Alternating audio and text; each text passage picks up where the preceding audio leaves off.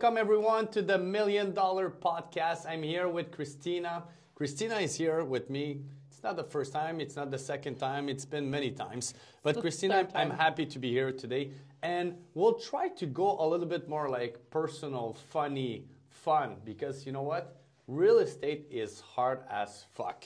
Oh, did I say that? Oh, no. Yes, you did. But it's my favorite word, so it's okay. Is it hard or is it very hard? It's very hard. Why do you think being a realtor is so hard, you think? Because you're talking to people who don't really want to talk to you all day. Why? Because they don't want to sell with real estate brokers. A lot of the times, our job is talking to people who either don't like us, don't want to talk to us, or aren't ready to deal with us because they had bad experiences. So that's where it can be difficult and challenging. But the good news is that a lot of times we're able to take those moments and turn them into positives as well. And how do you take this energy? Because you know what? To talk to people that doesn't want to talk to you to a certain extent, it's not easy for your energy. So how do you get this energy back and say, you know what? I'm going to turn this to positive. It's a daily practice for sure. It's hard and it doesn't get easy unless you mentally make an effort to, recognize that a lot of these people don't know who you are. They're angry for things that have nothing to do with you. And, chances are when you hang up the phone with them, they're still going to be mad. So that's where, when you are able to kind of disconnect or just remind yourself before you make your calls that whatever happens, it's, not that it's not your problem, but it's just, okay, that's fine, next, it doesn't concern me, you know what I mean? And then you just keep going, and some days it's harder than others, but it's a muscle. You just got to keep doing it. It's not about you. No. They're not saying things to you because they don't know you yet. Exactly. Because that's something like realtors should understand. Being a realtor, it's not easy. When you come to the office, you do your calls, as you say, Christina, you do your calls, and people don't expect your call to come in. And then they answer, and then, oh, it's a realtor. Oh, shit. I don't think I want to speak to him, because for many reasons, maybe you're at work, maybe you're doing other things, maybe your kid's there. There's always different reasons. The goal for a realtor like us is to try to see, are you planning in the next 0 to 6 months or 0 to 12 months to take action, to buy or to sell? Yeah. But sometimes those people, they say, it's not for tomorrow. When I'll be ready, I'll call someone. But if you want to be the someone, you have to go past this moment. You have to go past this 1-2 minutes. You don't need to speak for 20 minutes, but at least you need to connect a little bit to understand a little bit what's going to be their goal, what's their time frame, and how can you really serve them. Yes. Because at the end of the day, we're there to serve, right? Yes. Right. And let's talk a little bit more funny. Like in your office, what would you say is funny in your office? I think the energy of everybody in the office is fun and funny. I think that, everybody is we have a good dynamic in the office at Remax Dynamic, but also just, we're playing music, everybody's joking, everybody's working, but it's in a nice environment where it's familiar and, it's just good camaraderie, I find. Yeah, so not necessarily funny, just but there are funnies that happen. But I was more talking about like your little space. Like by the way, people has shared office, people has like private office. You do have a private one. And it's a 7 by 11 feet for people to understand, 7 feet by 11 feet. And there's windows there. So people see you do things inside. Like I have a sticker right under my monitor that just says stay immature. Stay immature.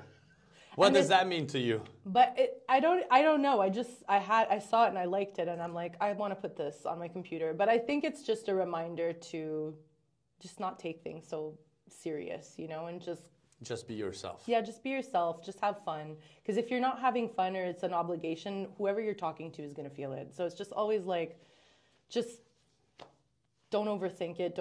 Just go. Absolutely. And you have some sticker, other things like that? Yes. Do you have toys? Do you have things like that? Yes, I do. Well, it sounds weird when you say it like that. Toys, Yeah. like kids' toys. Huh? Yeah, I do. So I have this little Lego dog that I built with Danielle and Dominic. Okay, so yeah, nice. I keep it. And do you unbuild it and build it back, or it's just there and you just watch it? No, I just watch it because they made it with me, and it's supposed to be a little representation of Rufus. Oh, my dog. It's Rufus. Yeah. I didn't know that. So when I'm going to see it, I'm going to call it Rufus. Yes. Because you have a dog, Rufus. Yeah, I do. And do you think your dog is a little bit like your energy? Because you said stay mature, be yourself, and your dog follows the same paths, the same like core values? Yes, definitely, yes. And how does he do that, you think? He's just a ball of energy. He just wants to play. He wants to have fun. And the few times I've brought him to the office, he's had so much fun that he forgets that there's glass everywhere and he runs into the glass. Oh, that's funny. So he's a little concussed, but we love him anyway. And which one did he hit, just to know? Mine. Yours. He saw Claudia's, that this was like, I don't know, like a year ago, Claudia had brought her dog to the office one day, and then he was walking down the hall, and then Rufus tried to go out to say hi and hit the door. Hit the door. Yeah. So a good thing to know is we have people to wash like the glasses, so even dogs don't see there's glasses there, right? The glass is very clean, dynamic. Yeah. And do you have like a funny moment with the inside a transaction that you say this was really funny? Okay, so once I remember I had this property that I had listed. It was in Saint-Jean-sur-Richelieu, and I remember they were overpriced. It was a du proprio. So I remember just going through the whole parcours of like, okay, like we got to bring down the price. And okay, so we finally got it to a price that was on par with market standard. And we finally get an offer, and we're going back and forth with the buyers, and it's going down to like, we're negotiating like $2,000 or something. And then the sellers just get so mad that they're like, we're taking the cabanon. So they were moving from Saint-Jean-sur-Richelieu all the way to Lac Brome. They took the cabanon because the buyers didn't want to give them an extra however much. So they took the cabanon, and that was the weirdest. Crazy, huh? Yeah. Crazy. They paid a company to come and pick up the cabanon already built and bring it to Lac Brome. Oh, yeah. Yeah. Nice. And what kind of cabanon was it? Was it a plastic one or like a very solid one? It was a super duper doomsday cabanon. It was very intense because they had motorcycles.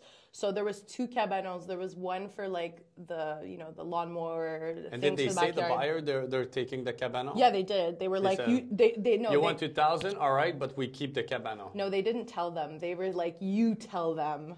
Oh. So I had to be like, they're going to take the cabanon. And then the broker and the buyers were like, what? And I was like... And how did you feel when you say, I'm sorry, but the seller will keep the cabanon, huh?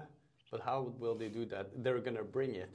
Yeah. So it was one of those conversations where it wasn't necessarily like, okay, yeah, it's funny now. But in the moment, I remember just being like, I don't even know. It would have probably been funny to just see my face because I was like, I don't know what to say. It was at the beginning too of like when I had started in real estate. I think it was like my second transaction. Oh, second transaction. So I was just kind of like, oh, is this what real estate is? I don't know if I can.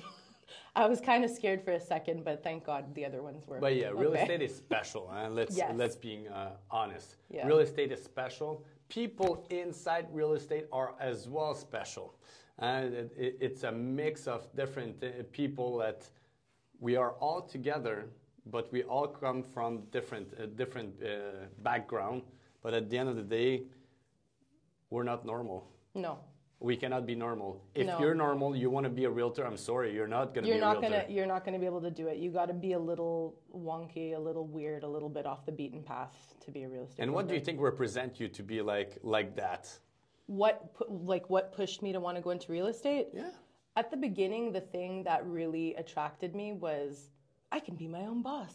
Yeah. I don't have to be micromanaged. Like that was the thing that, was very exciting for me. But the more I got to do the job, the more I got to do transactions, the more I realized like, hey, like this is something I really like because I get to help people and I get to be a part of, arguably one of the biggest milestones in their life, on the purchase side especially. So that is very, very gratifying, and like a whole other reason why I like doing what I do. Yeah, and I know that if you're looking for a realtor that's going to fight for you every second of the transaction, during and after the transaction, that's Christina. She's all in.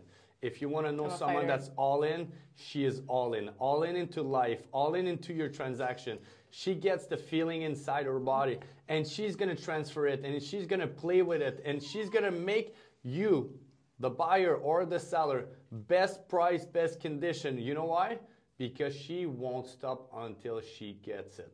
That is Christina. That's how I see you, and I'm pretty sure that there's a lot of people that are going to watch this. And if you're looking for this person, she's here. Christina Quadros. Thank you. Thank you, Chrissy. Thank you.